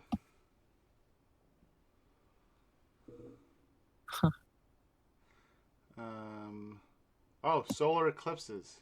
Is there going to be a point where you take the sun away Uh, in the middle of the day? but trust me, so many artists will cry if we do that, because if you take away all the shadows, oh boy, not great. Doesn't look great. Okay. Yeah. The manta does block out the sun sometimes, and that's a really cool effect. So, what Jay said. Okay, let's see here. Fortress. People I interview, it's all dependent on them saying yes to me. I've asked many other people in other than Coffee Stain Studios to do interviews with me, and I don't get any response at all. Either they're not getting it, or they don't care. So, if you want me to interview someone in a game, hopefully it's something I've played, because I do better questions when I played the game that they're doing. But let me know, and then help me get them to say yes. Yeah, basically mob them and persuade them that way, because that always works out great. I would have to have help on a lot of things. I would love to interview people in Terraria. Terraria, I have to say, one of my favorite games besides Satisfactory. I played a lot, but I haven't got a response from them at all for anything. Oh well, it doesn't matter. Coffee Stain Studios are awesome, and I get to talk to them, so that's all good. We're just better. That's the conclusion. There you go. Let me see here. Any other questions? You don't have to commit to that. It's fine. I can take the fall for this. Take the fall for what? Oh, you know, better. That we're better. Oh, obviously. At the moment, you are, and they can change that totally by getting interviewed by me. Hint, hint. See, this is how you do it. Blackmail. That's not best method in the book. I don't think that's gonna work. You in touch with Cycle folks? What game do they make? The Cycle. That's the game they made. It's free on Epic Game Store, so you can check it out there. I will have to check it out, Jason. Probably not an advertisement. They better pay me for this. Well, I will have to check that out. I am totally, We have a friendly rivalry with them on Twitter. You do? Okay, cool. Yes, we do. Yeah. So you might see them on your feed sometimes. Which area do I feel is currently the most lacking, and is there something I really want to add, but the other devs just give a hard no to? I mean, volumetric fog, man. It's gonna be a no. It's gonna forever be a no, and I get why, but it's so pretty. Well, this is what you need to have. You need to add a zone that's even lower than your lowest point. It's just fog. Yes. Just the whole biome is just fog. But storyline, there is something in there you have to get. So you have to go in there in order to get whatever it is. And you can spend hours looking for it, because... Yep. Perfect. Perfect storyline right there, guys. Perfect. Also, which area do you feel is currently the most lacking? I think Titan Forest, the one with the real big trees, needs a lot of work still. It's pretty cool as is, but it needs a lot of optimization, and I think we can do a lot more cool stuff with that area. So I'm looking forward to spending some time on that area. I think we can do a lot more stuff with the deserts. just in general. There's a lot more like atmosphere stuff I think we can add. One of the areas that we call the Spire Coast, it's the very northern part of the map, where the big canyon is. That area is super unfinished, so that is of course something that I really want to take a look at, and that is a biome that hasn't really been defined yet, so I'm eager to find out what that one will become, because I don't know yet, because I haven't sat down and did the brainstorm yet, so we'll see. Let's see, anything else? I think that's it for the most like glaring issues. There's a lot of like global stuff that I wanna work on and add, but that will just make everything better, hopefully. So Awesome. Okay. I guess yeah, Sparkles is the most lacking because it's the most unfinished area currently. Oh, it looks like one of the Mercer spheres is blocked. So I guess I berry from a tree. Yeah, there's some stuff like that, like gameplay stuff that is underneath the level or inside an asset that you can't remove, and we need to find those and just put them somewhere you can actually get to, because it's very all those posts about those slugs that no one can get to, and it's like the most frustrating thing ever. I get you. We're gonna fix it, because that's really frustrating for sure. What do you mean by an online coffee? Like, just I do have to say that the next time I do an interview, I would love to interview all three of you together. I think that would be all right. Chaos Crew, let's go. crazy awesome. Because I know just Jace by himself, really good. Just Snut by himself, really good. Just you by yourself, really good. What craziness will I get with all three of you? It might just turn absolute utter shit. But entertaining. It will be entertaining shit. That is probably true. I'm all up for that. So, guys, if you guys are up for that, let me know, and we'll come up with a time. After update 3, because then we can have a whole bunch of more questions. We'll have some more to talk about then. Yeah, so that's better. Yeah, Jace is already regretting everything in life, I see. It's okay, Jace. It's the temperature. Perfect. After you feel better, you'll feel better about it. Okay. Yeah. Yeah, but that would be awesome. Okay. I'm not going to show that, Jace. You were swearing. Bad Jace. Bad words. No bad words. I'll I totally never said any bad words ever. I know you didn't, so I'm going to have to show it. Because, no. Totally innocent. There you go. That's what he said. It's terrible. It's terrible. I mean, I pretty much said the same, so I'm going to have to agree with Jace. Grudgingly, but I'm agreeing with him. It's the sum says it all. It's gonna be dog shit. But entertaining, Jace. I said entertaining. Yeah, I mean, who doesn't want to stare at dog shit for like an hour? Well, it's like a collapsing building. You gotta watch it. You gotta watch it. It's gonna be entertaining. And then afterwards, you're just gonna wonder why you did that to yourself. Very accurate. Yeah. Come on, Jace. We're all friends here. Okay. Any other questions you guys have? We have 11 minutes left. Before I have to go because I got work and stuff. She has to wind down from the day because they're like 9 hours later. Most of you guys are 9 hours later than me. It's almost 11 o'clock here, so I need to go to bed. The other two guys, they're like, no, don't worry about it. I'm going to be staying awake for 3 more hours. And I'm like... Well, their rhythms suck, so... Yeah, I can tell you right now, I have kids. We go to bed about the time our kid... Like, when you get to that point, you go to bed a little bit after the kids. Enough to wind down a lot afterwards. But not much afterwards. Get as much sleep as you can get. Just get what you can get. Yeah. Yeah. Okay, let me see here. Very interesting question from FTL Newsfeed. Like, are we on an artificial world with the way the moon's orbit and a few other tells? I'm gonna totally steal that idea. Well,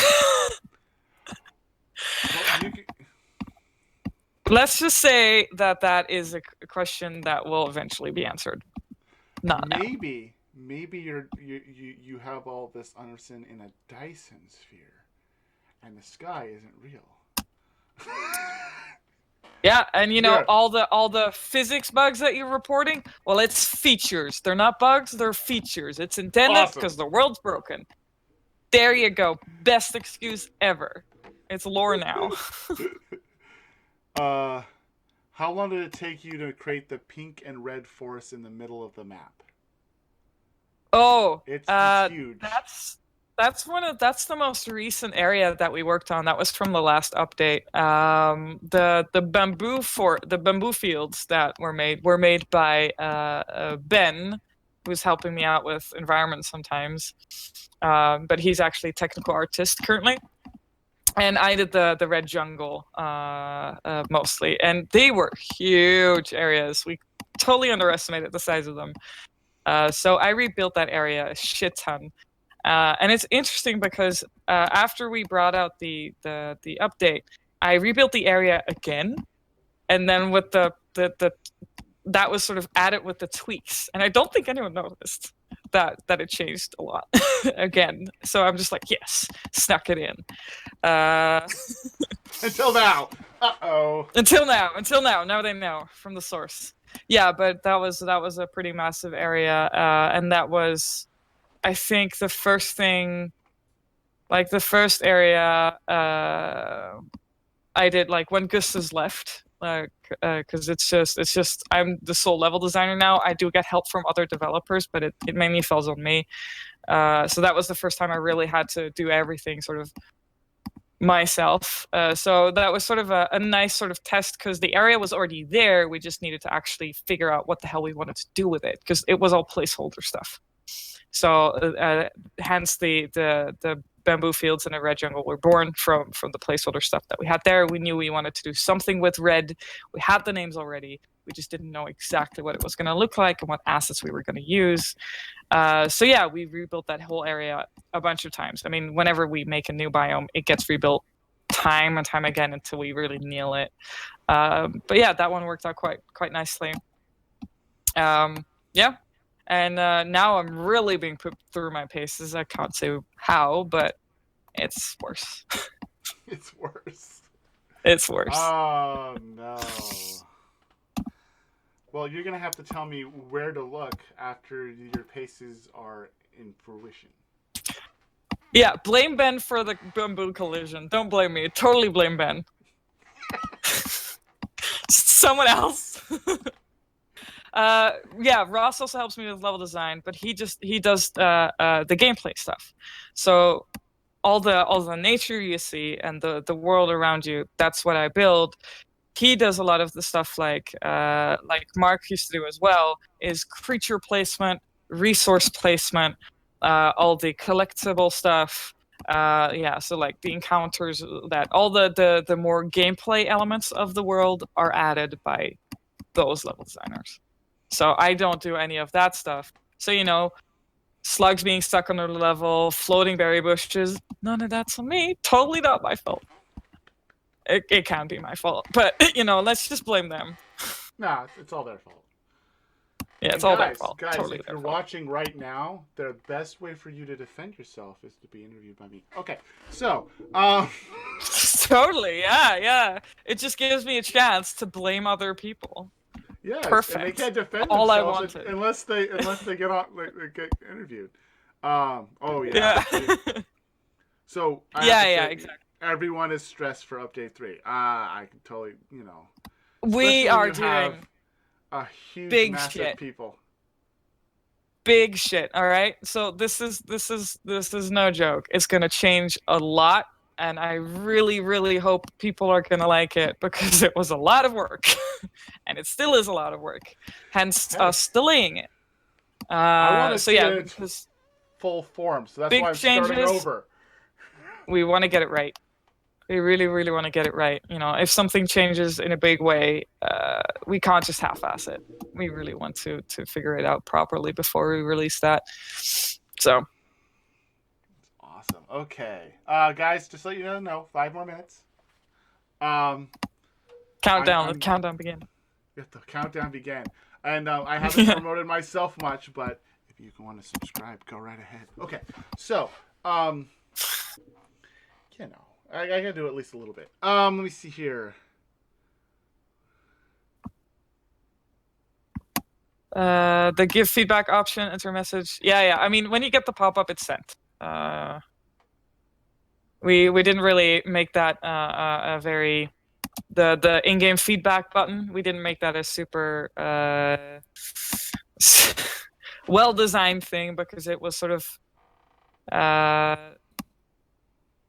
it wasn't really part of the game, and we didn't really look at it anymore. But we're trying to make that whole process of giving us feedback and reporting bugs a lot more easy. We're working on it, so hopefully that's one of the things that will improve as well, is like the in-game feedback stuff, make it more clear what's happening and what it actually tells us, so that you know what you're sending. Awesome.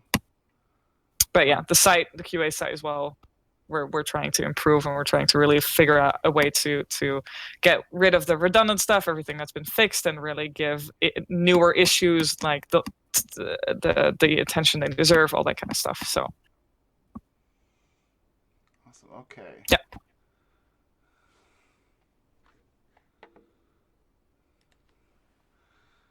Okay. Thank you, Jace. You're awesome. I know when it comes to I don't even know if I've explained this to anybody for what I mean by an interversation. It's set up like an interview, so I'm the one interviewing her. You're not here for me. You're here for her. But I don't want to actually just interview her, because that's just me reading off a whole bunch of questions and her answering them and not getting any feedback. It's a conversation. If she says something that I think is awesome, I'll go on that tangent for forever. We'll go on like tangents for more tangents with some more tangents. I'm good. As long as it's entertaining and we get lots more information and have fun, that is what this is all about. Okay. Yeah. Yeah, someone needs to ban Recklty. That was a no. You don't do puns here, all right? You know this. I like this. I don't know. Let me see. Yeah. Yeah. Someone needs to. Sorry. Yes. We need to mute Joshy because he gets the blame for every pun made ever. It's a great thing. Some of the caves are very detailed. Some of them are quite sparse. Is more work being planned for them? Yep, absolutely. We want to do some more cave work, and we want to improve caves in general, for sure. I don't know. I've been in a few caves, and I usually leave because you decide to put in every cave cats, I or don't spiders, decide. or whatever, or crickets, or whatever they're called. It's not me. They're like, we gotta put it everywhere. And of course, caves are supposed to be creepy, right? Nice caves don't exist at all, ever. There is one cave though. I don't know if you found it, and it's full of lizard doggos. It's Paradise Cave. Oh, really? Oh, I need to It's find that. Yeah, absolutely. Go find it. It's great. Guys, that cave's amazing. Comment down below after I'm done here when you start getting that stuff. Where am I going for this doggo cave? Because I'll do an entire episode of me finding the doggo cave and then just hanging out in paradise. Good luck with that. I know exactly where it is, but I ain't gonna tell you. That's no fun. Yeah, knowing you, it's probably paradise. But that cave's in another cave, which is full of the hardest creatures ever to find, and they'll kill me. It's not a hard cave to get into, but trying to find a cave in this map is pretty difficult in its own regard. It's so true. I have found a few, but yeah. Can we get a hint for the biome? Oh. It's somewhere in the middle of the map. Let's just say it's more towards the outer edges of the map than the middle. Which is why I haven't found it, because I usually am in the bottom. Like, I don't usually go the edge. I have one edge I go to, and that's it. So I'm going to have to do some. Yeah. There we go. Next episode, guys. My science series that I'm doing. I will do Finding Out the Pretty, because, She designed it, so we got to see all these cool things that she's making, and we're gonna try to find. We're gonna try to find all the cool things she's done. That's my episode. There we go. We come up with it. It's awesome. Okay. A lot of the caves, like, it's sort of I don't know what the percentage is, but like some of them are made by me, some of them are made by Mark, and now some of them are made by Ross. So it can be any of the three of us that have made the cave, basically. But this one was made by me, because I was like, let's go epic. So let's go epic. Okay, guys. Thank you guys for watching. We are done. We have done the 2-hour mark. It is now midnight for Hannah. It's not. It's 11. It's 11 o'clock. Almost midnight. Oh, 11. I'm sorry.